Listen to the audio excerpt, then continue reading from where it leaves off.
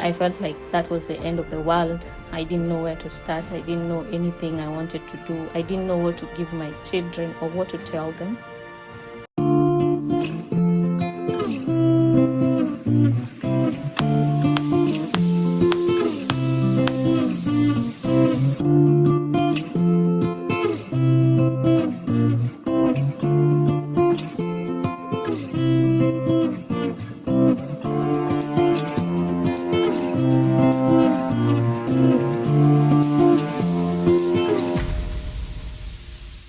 Hi guys, welcome to my YouTube channel. In case you're new here, my name is Modhoni Karani. I do content about lifestyle, fashion, recipes, just about anything. For today, it's very different. Today I decided to come on here because I've been missing in action for almost 1.5 years. I thought it would be nice to come and tell you guys where I have been for the last couple of months or just the 1.5 years I've been away. It's a sad story, but you'll bear with me. The last video I posted was about me and my son. It was the labor and delivery story. And on there, I introduced you to my kid's father. And unfortunately, a month after that, we separated. For some reason, it didn't work. I won't go into details. I left.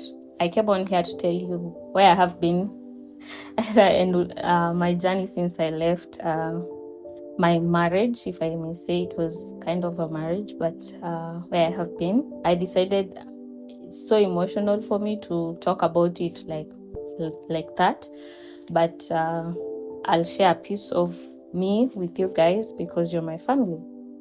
So here's my channel, and what I read is what I've been writing for quite a while.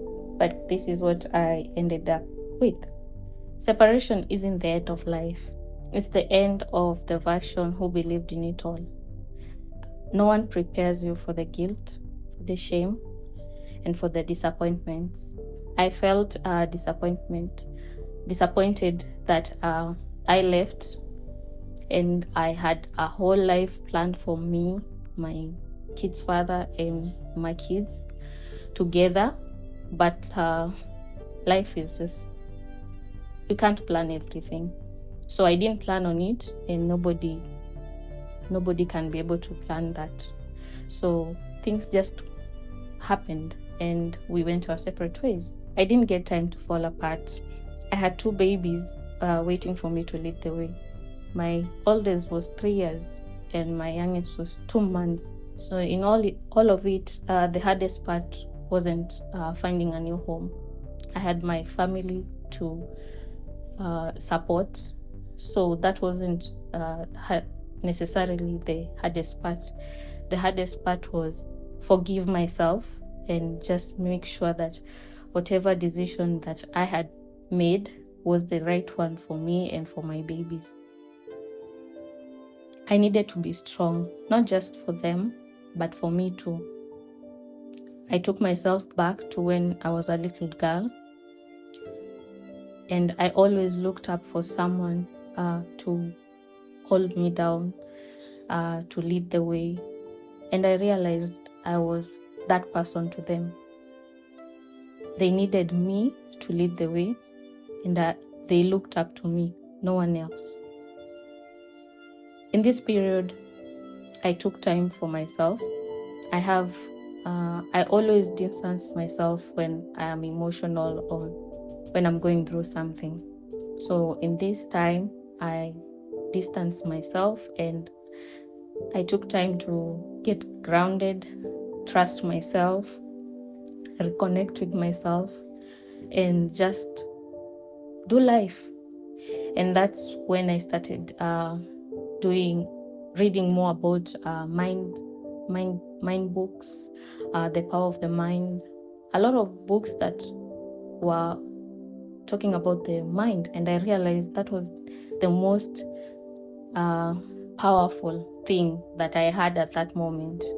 It was my mind. And when I say I should have gone crazy at that time, trust me, I mean crazy. But for some reason, God kept me sane. He knew I needed my kids the same way they needed me. So he gave me that power of my mind. He made it sane, and he made it reason. In a way, I made very big plans and very important decisions at that moment, and they affect me till to date. And I do not regret anything, if I may say.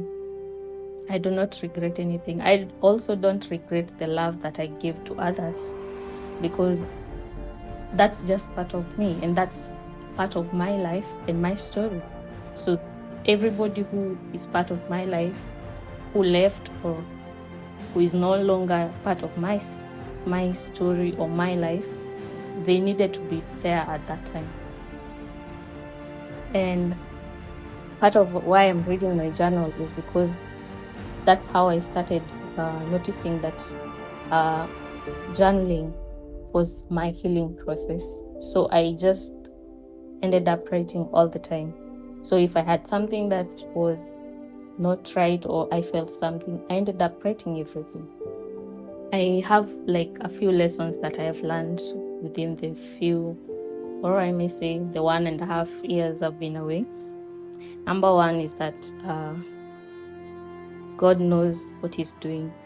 In as much as I am not confident sometimes in that statement, trust me, it is true.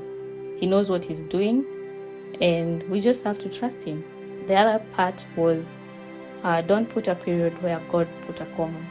I realized when I left, I ended up putting a period instead of a comma. So for me, I felt like that was the end of the world. I didn't know where to start. I didn't know anything I wanted to do. I didn't know what to give my children or what to tell them. But that was just that comma, not a period. I have the pen in my hands, and I'll keep writing my story, and I'll keep writing my chapters. So that was just part of life, part of my life, not my entire life. So out of this all, I can't say that I've stopped doubting myself, because I meet people every day and they wonder how I did it. They can't even understand how I got myself to where I am today. And that makes me confident in myself. Every day I wake up, I am more motivated to work, to be a better person, and to just live life, because I still have the soft spot of life. And that's part of my story. So, welcome to my life.